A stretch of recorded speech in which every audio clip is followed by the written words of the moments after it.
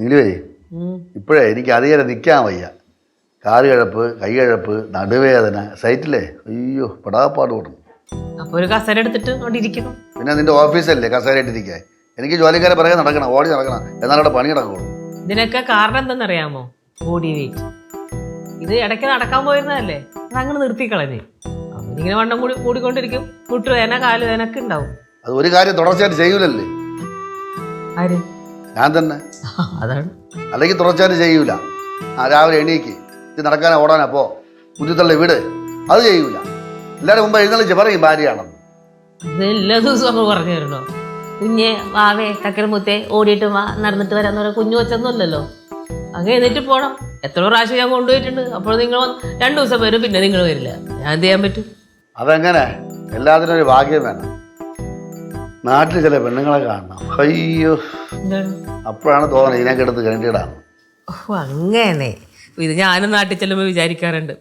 നാട്ടിൽ ചെല്ലുമ്പോൾ ചില ആണുങ്ങളെ കാണുമ്പോൾ വിചാരിക്കും വീട്ടിലിരിക്കണ ഭർത്താവിനെ എടുത്തിട്ട് കിണറ്റിലിടാൻ. ഇനി ഞാൻ പറഞ്ഞ തർക്കോത്തരം പറയും. ആണുങ്ങൾ പറയുമ്പോൾ പെണ്ണുങ്ങൾ പറയൂ?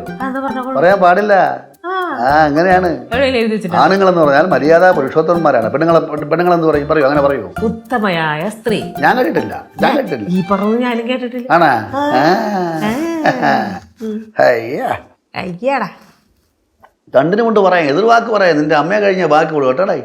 ആണുങ്ങളെ മുന്നിൽ സ്ത്രീ പഞ്ചപൂച്ച മടക്കി ഇങ്ങനെ നിൽക്കണമെന്ന് എവിടെയെങ്കിലും എഴുതി വെച്ചിട്ടുണ്ട്? എവിടെ എഴുതി വെച്ചിട്ടില്ല. സ്ത്രീയാണ് വീടിന്റെ ഐശ്വര്യം, നാടിന്റെ ഐശ്വര്യം. ആണുങ്ങൾ ഐശ്വര്യം സ്ത്രീ തന്നെ.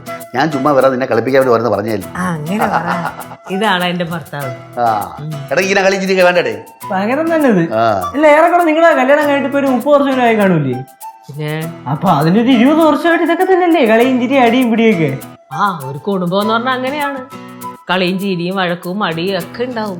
നിങ്ങള് ഇങ്ങനെ ചെലവഴിച്ച സമയം തന്നെ എല്ലാടെ കൂട്ടിയൊക്കെ 6 വർഷം കാണൂല്ലേ? എടാ എടാ നമ്മൾ കല്യാണം കഴിച്ചിട്ട് 30 വർഷമായില്ലേ? 15 വർഷം കൂടുതൽ ഉറങ്ങിയില്ലടാ. പിന്നെ ബാക്കിയുള്ള കാര്യങ്ങൾ ബാക്കി 15 വർഷം അല്ലടാ ഒളിച്ച. എന്റെ ജീവിതത്തിൽ ഈ പറഞ്ഞ പോലെ 15 വർഷമൊന്നും ഞാൻ ഉറങ്ങിയിട്ടൊന്നുമില്ല. സ്കൂളിൽ പോയ ഒരു 6 മണിക്കൂറാണ് ഉറങ്ങണത്. അപ്പൊ അങ്ങനെ വെച്ചെടുക്കുമ്പോ ഒരു 7.5 വർഷം. അങ്ങനെയാണെങ്കിൽ അച്ഛൻ 3 മണിക്കൂർ ഉച്ചയ്ക്ക് കിടന്ന് ഉറങ്ങുമല്ലോ. അപ്പൊ അച്ഛൻ 20 വർഷം പോയച്ഛൻ. എന്റെ 20 വർഷമല്ല, എവിടെ എന്ന് കെട്ടിയോ അന്ന് തൊട്ട് ആ വർഷം മൊത്തം കംപ്ലീറ്റ് പോയി. 30 വർഷം അടിച്ചു പോയി.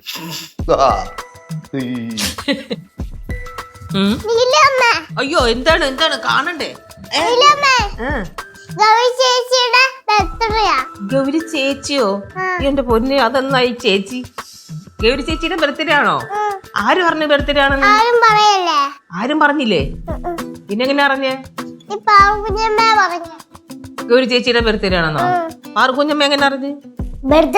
അവളുടെ അടുത്ത് പറഞ്ഞു. ആരെടുത്ത് പറഞ്ഞേ? ഗൗരി അമ്മായി അവളുടെ അടുത്ത് കുട്ടുമാന്റെ അടുത്ത് പറയുന്ന കേട്ട് അങ്ങനെ അവള് അറിഞ്ഞാണ്. ഓ അങ്ങനെ അറിഞ്ഞ അവളാണ് നിന്റെ അടുത്ത് പറഞ്ഞത്. എന്റെ ഗൗരിയും കൂട്ടിനും നമ്മളുടെ അടുത്ത് പറഞ്ഞില്ലല്ലോ. നിങ്ങളുടെ അടുത്ത് പറയരുതെന്ന് പറഞ്ഞു. ഓ അങ്ങനെയാണ്. അപ്പൊ അങ്ങനെ നമുക്കൊരു കാര്യം ചെയ്യാം. അറിയാത്ത പോലെ നടിച്ചിട്ട് ഒരു കിടില സർപ്രൈസ് കൊടുക്കാം. ഞാനിത് പറഞ്ഞു വിചാരിച്ചോണ്ടിരിക്കുകയായിരുന്നു. അങ്ങനെ യേശു നമുക്ക് പൊളിച്ചളയാം. പൊളിച്ചെടുക്കാം.